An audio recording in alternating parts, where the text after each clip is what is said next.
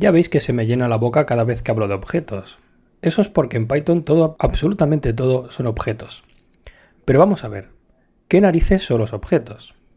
Os contestaré planteando un caso de estudio muy sencillo y cómo resolverlo utilizando programación estructurada y luego programación orientada a objetos. Después de pensarlo mucho, he decidido comenzar así porque creo que es muy importante que veáis la diferencia entre los dos paradigmas en la práctica antes de lanzarnos a la teoría. El caso de estudio es el siguiente. Nos piden crear un registro para manejar los clientes de una empresa, con su nombre, sus apellidos y su DNI, y el programa debe permitirnos mostrar los datos de los clientes o borrarlos a partir de su DNI. Obviando el hecho de que todavía no hemos trabajado los ficheros ni las bases de datos, ¿por dónde empezaríais vosotros? La verdad es que lo tengo bastante preparado. Vamos a abrir el tema 8 y vamos a ir a la lección 1. Como veis, supongo que estaréis de acuerdo conmigo en que lo primero es plasmar de alguna forma los clientes en la memoria. Por ejemplo, creando una lista con diccionarios que representen clientes, como aquel ejemplo donde mezclamos listas con diccionarios.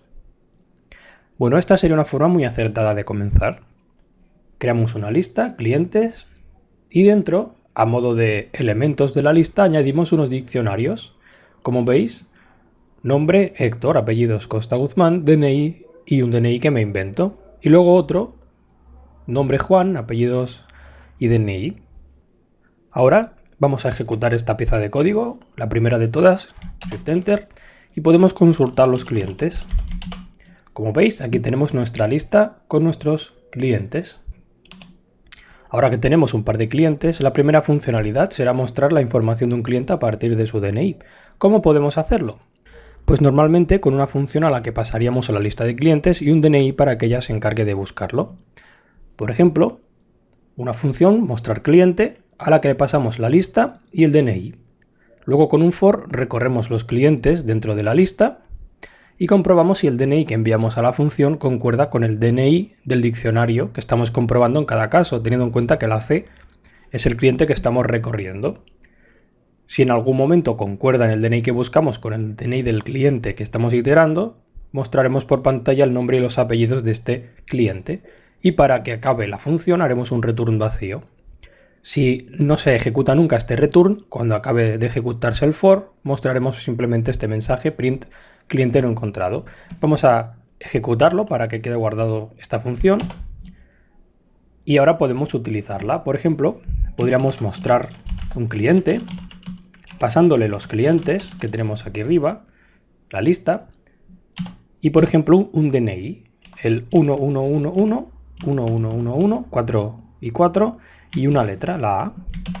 Y como veis me dice Héctor Costa Guzmán, dando a entender de que verdaderamente ha encontrado pues un cliente en mi lista de clientes, ¿no? Si le enviara un DNI que no fuera correcto, que no estuviera dentro como cliente, pues me diría que el cliente no se ha encontrado. También podríamos hacer lo mismo para borrar un cliente. Básicamente la estructura sería la misma, una nueva función, borrar cliente, a la que pasaremos la lista de clientes y un DNI.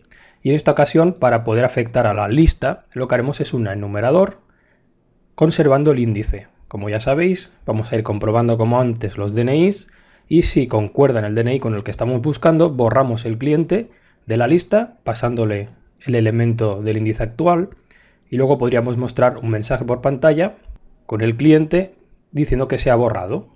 Y finalmente, pues si no se ha encontrado ninguno como antes, mostraríamos que no se ha encontrado. Vamos a ejecutar esta pieza de código y ahora ya podemos trabajar esta función. Si hacemos un borrar cliente, le pasamos la lista y enviamos un DNI que no sea correcto, por ejemplo, este de aquí arriba, del de Juan, pero vamos a cambiar la P por una V, por ejemplo. Si lo ejecutamos dice que no se ha encontrado, pero si es correcto, si ponemos la B correctamente el DNI, pues nos devuelve este diccionario, nos lo muestra por pantalla, dice que se ha borrado. Y ahora si lo mostrásemos justo después, voy a agregar una nueva pieza de código abajo, voy a mostrar la lista de clientes y como veis lo único que nos queda dentro de la lista de clientes ahora mismo es el primer cliente, ¿no?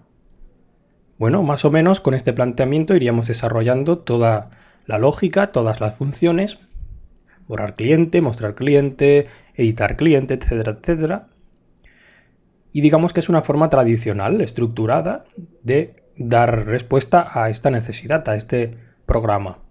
Pero a la larga este método se hace confuso, porque se genera mucho código, se requiere mucha documentación, haciendo referencia a todas las posibles funciones que van a servir para manejar los clientes y cómo utilizarlas.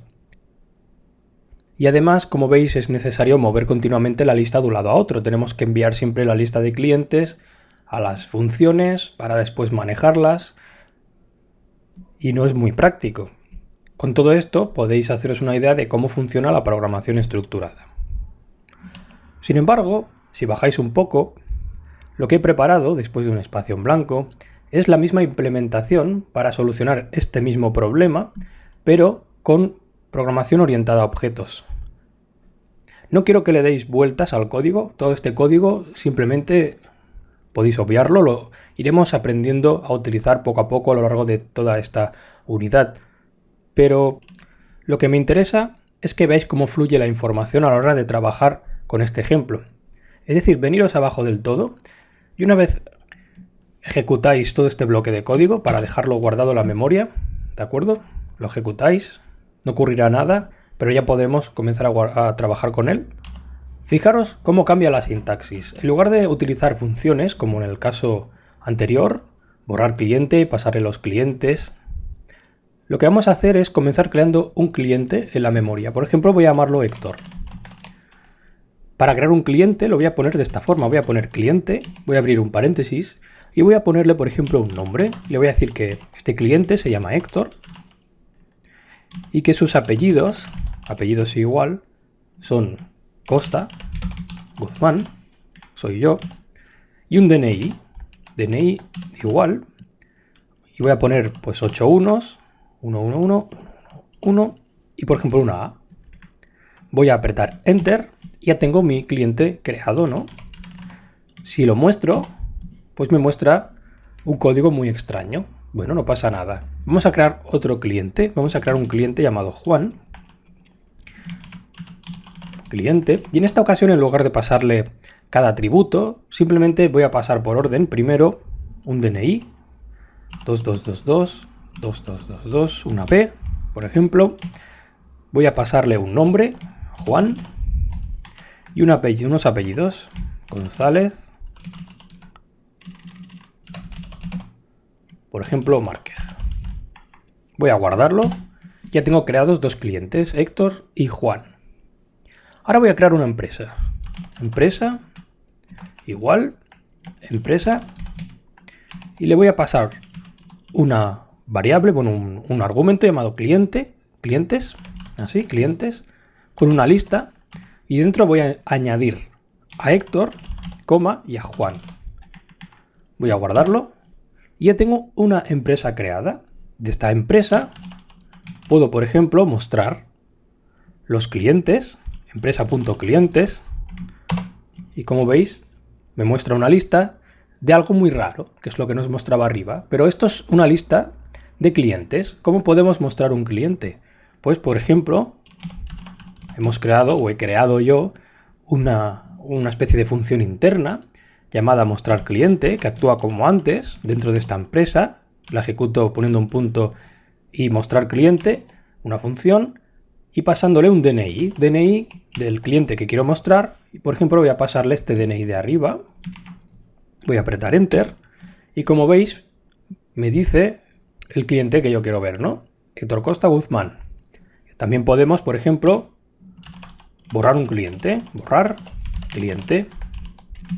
Y en esta ocasión, por ejemplo, simplemente podríamos pasarle un DNI del cliente que quiero borrar, por ejemplo, del Juan, y lo voy a ejecutar. Me dice que se ha borrado Juan González Márquez. Y si vuelvo a mostrar de empresa los clientes,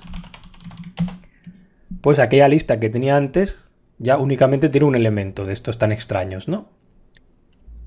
Bueno, pese a que no sabemos lo que está ocurriendo tras bambalinas, podemos notar una sintaxis más clara y autoexplicativa que nos ayuda a comprender el programa, ¿no?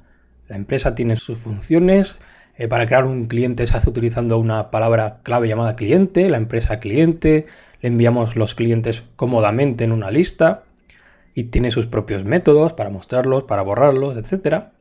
Además del hecho de que nos ahorramos de enviar esta lista de clientes siempre a la hora de ejecutar estas funciones, ¿no? Estas funcionalidades de manipular los datos.